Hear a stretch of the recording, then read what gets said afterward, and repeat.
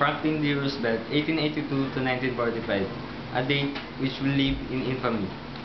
Mr. Vice President, Mr. Speaker, members of the Senate, and the House of Representatives.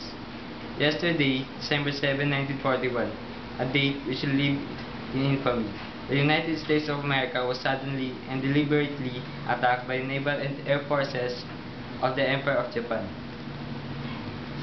The United States was at peace with that nation and, at the solicitation of Japan, was still in conversation with its government and its emperor looking toward the maintenance of peace in the Pacific. Indeed, 1 hour after Japan's air squadrons had commenced bombing in the American island in Oahu, Japan's ambassadors to the United States and his colleague delivered to our Secretary of State a formal reply to our sent American message. And while this reply stated that it seemed useless to continue the existing diplomatic negotiations, it contained no threat or hint of war or of armed attack. It will be recorded that the distance of Hawaii from Japan makes it obvious that the attack was deliberately planned many days or even weeks ago. During the intervening time, the Japanese government was deliberately sought to deceive the United States by false statement and expression of hope for continued peace.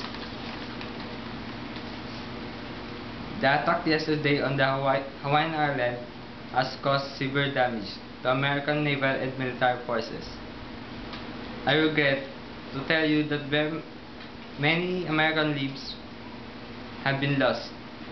In addition, American ships have been reported torpedoed on the high seas between San Francisco and Honolulu.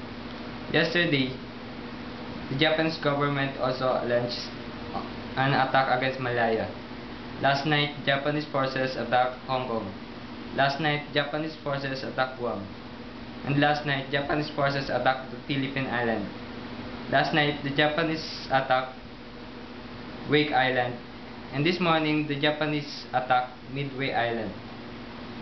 Japan has therefore undertaken a surprise offensive extending throughout the Pacific area. The facts of yesterday and today speak for themselves. The people of the United States have already formed their opinion and well understand the implications to the very life and safety of our nation.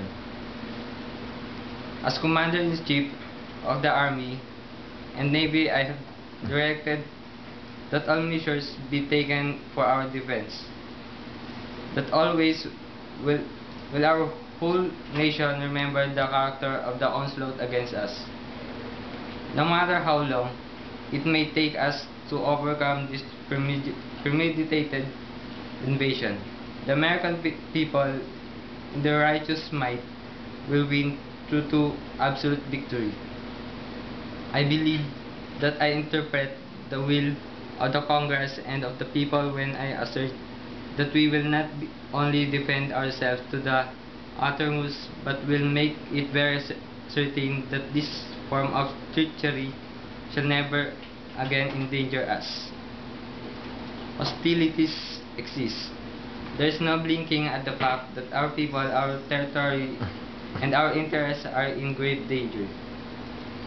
With confidence in our armed forces, with the unbounding determination of our people, we will gain the inevitable triumph. So help us God.